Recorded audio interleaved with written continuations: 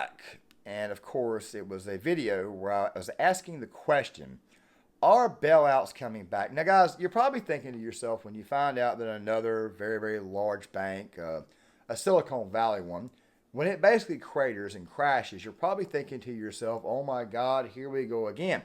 If you were around in 2008, chances are you probably remember the bailout of 2008. You probably remember the government buying up a bunch of very, very bad assets. And the bailouts were not popular, and you had this great big giant Occupy Wall Street movement. But then this incident right here happens, and of course I'm showing you this graphic right here. And the situation feels a little bit different, or it's very possible that the situation, which by the way we'll talk about the graph and the bank and the incident, it doesn't just feel familiar, it feels pretty shady and pretty nasty, and we'll be diving into that into this video, so stick around.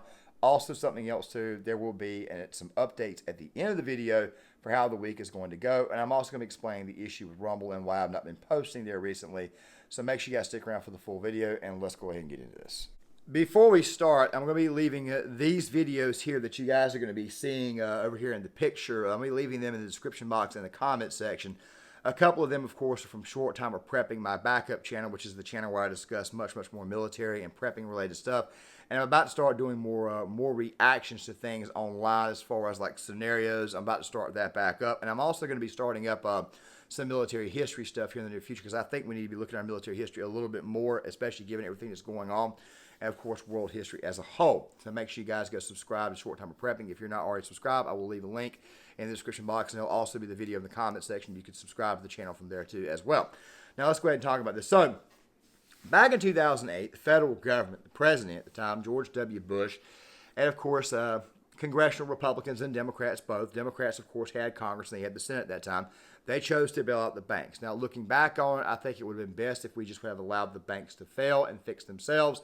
I wouldn't say the situation would have gotten any better, definitely not right then, but of course you would have had adequate time to properly rebuild yourself. Sometimes it's best to go back and fix the problems from the bottom and actually work on the infrastructure itself. That's just how I feel about things, especially given now what we know. Life, of course, is a process in which you still learn from mistakes. So obviously, knowing what we know now, we probably should have allowed it to occur, and we probably should have allowed it to build back on its own. Now, you're probably thinking to yourself, this right here is not a market crash. No, it is not. But we have massive amounts of inflation. The Biden administration continues to brag about jobs being created. But the thing about these jobs is that most of them are part-time jobs, low-hour jobs. You would call them low-skilled, even though I don't think there's really a job that is low-skilled. So, I mean, dude, if you think that throwing great big giant water containers and putting them in slots is low-skilled labor, I have no idea what to tell you. Chances are, if you think that, you've probably never worked an actual manual labor job. So piss the hell off with that take right away. Some of you out there know who the hell you are because you're very, very smug about your positions, and that goes on both the right and left together. Now, the thing is this right here. I'm looking at this situation, and I'm seeing a bank, which, by the way, I'm showing you this graph one more time. Don't you find it odd that Sam Bankman-Fried, and you've got this new bank right here in Silicon Valley? Don't you think it's kind of weird that these people are Biden donors or heavy Democrat donors? Don't you guys find it kind of weird that these banks are all collapsing? You see, I think that this right here could put the nail in the coffin of the Democratic Party here in the near future, and I'll get on that in a second. The Biden administration is obviously going to blame the Fed here. Now, let me go ahead and give you guys my personal thoughts on the Fed. I personally think that the Fed needs to be audited. I want to see every single silent tax that's been laid on the American people, and I want them gotten rid of.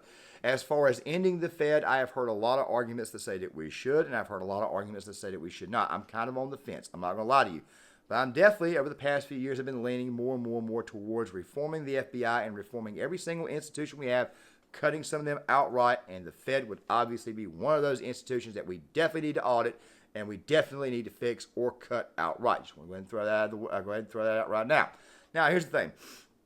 You're probably wondering to yourself, what happens next? Well, they're going to blame the Fed, as I said before. After they blame the Fed, they're going to turn right back around, especially if more banks have bailouts, or if more banks collapse. They're going to want to issue out bailouts. They're going to want to bail these banks out again. You got to understand something. It wasn't so much the fact that it was George W. Bush who bailed out the banks in 2008.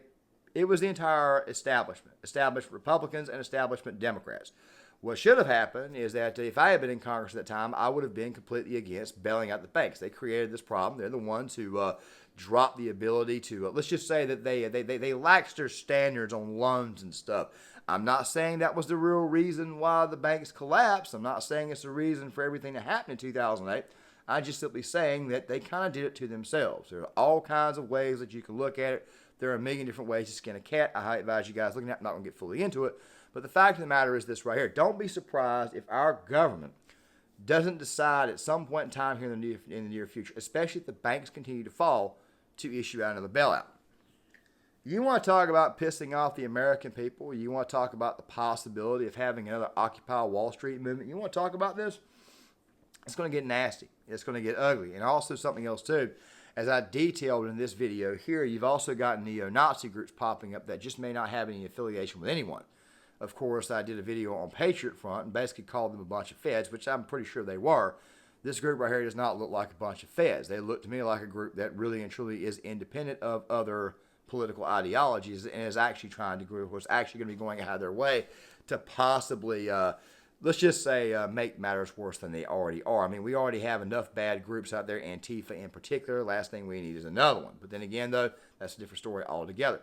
Fact of the matter is, if you want more and more chaos and you want more and more civil upheaval, then go right ahead and bail out this bank. Obviously, this right here is a bank that is a heavy Democrat doning bank. I just showed you guys the graph earlier, which I think is really funny, too, because you had Sam Bankman-Fried get exposed.